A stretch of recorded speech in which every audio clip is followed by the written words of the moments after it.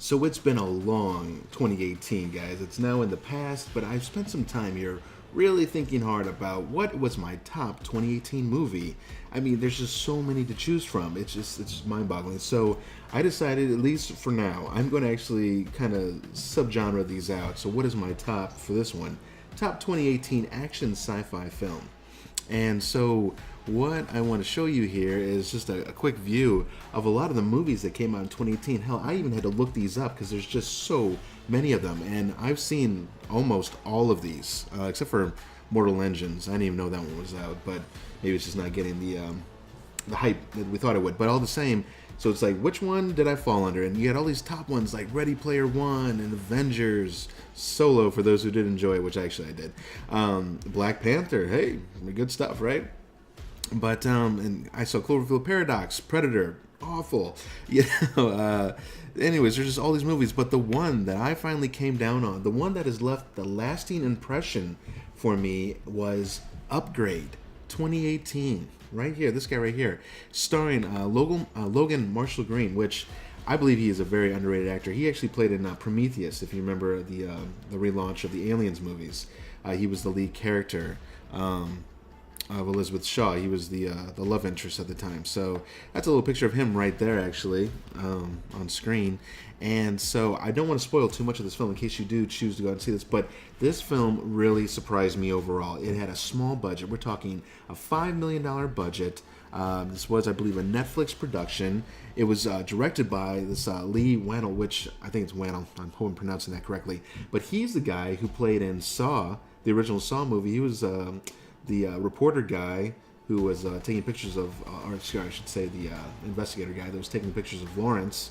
And he also played in a lot of the Insidious movies and so forth. So this is one of his directing debuts, I believe it was. And had a pretty good all-star cast. The acting was legit. I'm not going to spoil too much here on the front end. I just wanted to mention that it was the way they filmed, like the action, the fight scenes, and so forth. Just to give you a little backdrop of what's going down here. So Logan Marshall Green's character, his name's Gray, and so he's just a kind of a working body. He likes to rebuild cars, and this is in the future when we have some futuristic cars and they drive themselves around and all that stuff. And so he sells these cars to these rich to-dos or whatever, the guys in one of those old muscle cars and so forth. His wife has a very, Asha, I think her name is, she has a very kind of prominent job, you know, marketing or something for some huge company. And so basically he takes his wife out to meet this guy that he's going to sell one of these vehicles to.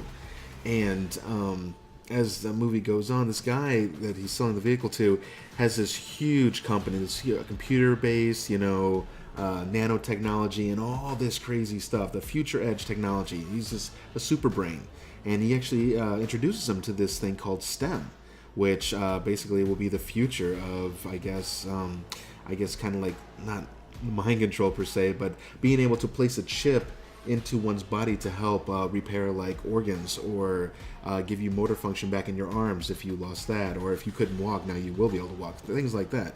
So pretty super cool. And so as he's kind of, you know, foreshadowing this information, something bad will happen to Gray along the way, and he's going to have a chance to try out this STEM little microchip.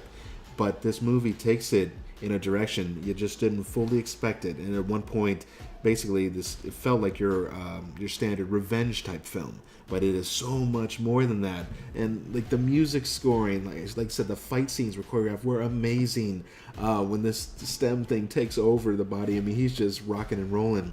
There's also other people that have this STEM-like implant, but basically there's these mercenaries, and at one point they're chasing after him, and there's just a whole lot of good stuff going on, and the twist at the end is amazing. I am not going to spoil it there. Please go out and watch this movie. This is absolutely one that you will remember, just the way the impact hits at the end, and there's a musical score that hits just as it's all kind of going down. And it just it hits at your nerve system, right? And you're just like, holy crap! I just did not see that coming. So, anyways, so we have Upgrade 2018. Again, this just kind of proves and shows what a small budget can do, and with a good director, a solid story, and something, you know, semi-original.